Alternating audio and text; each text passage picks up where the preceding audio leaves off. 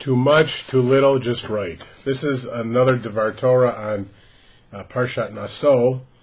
There's several elements of it that are very important that I think bring this message to bear. We have the unusual story of the sota, which is a woman accused of adultery, and there's this interesting concoction and proof and test. And the Talmud says that women were so brazen a couple thousand years ago that it didn't work, so they stopped it. But bottom line, it's about fidelity and going too far in one direction. Then you have kind of the opposite story of the nazir, who self-imposes all kinds of restrictions upon himself: no meat, cutting your hair, wearing long hair, being celibate, which are pleasures that are permitted by the Torah within certain confines, and the Nazirite purposely puts upon himself the denial of these, which is not seen in great favor. And we have the story of Samson, which is the Haftorah, which kind of follows that up. And then you have the Birkat Kohanim, the most fundamental blessing in Judaism, may God bless you and keep you, which in some ways is a moderation between these two extremes of that the Sota represents and the Nazir represents. So what do I mean? Well, first of all, I have to make the point that sometimes in life you need just a few basic principles in order to guide you.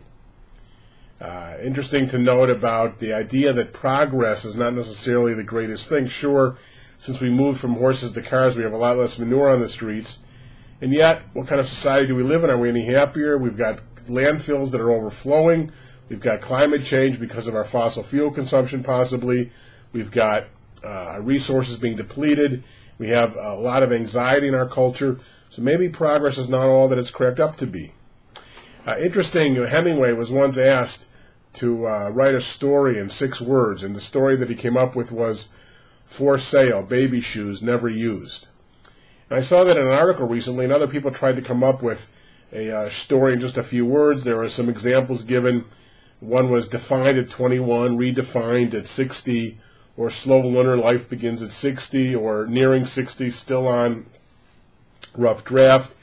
You get the idea that sometimes there's a very basic idea that sort of guides your life.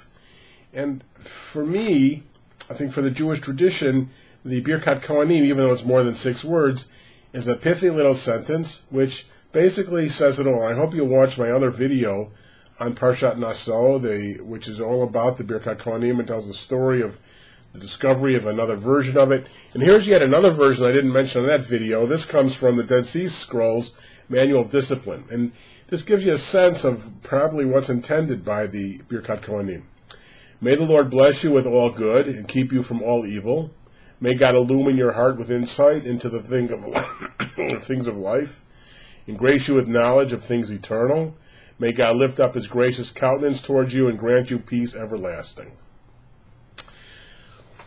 Now, why is that so basic to Judaism? Well, the rabbis said that it's asking for material blessing, and that to keep all at the same time, while we have material blessing, to keep us from the evils of material blessing and to keep people from stealing it from us, but basically to fill us with a sense of well-being, of shalom, it says at the end.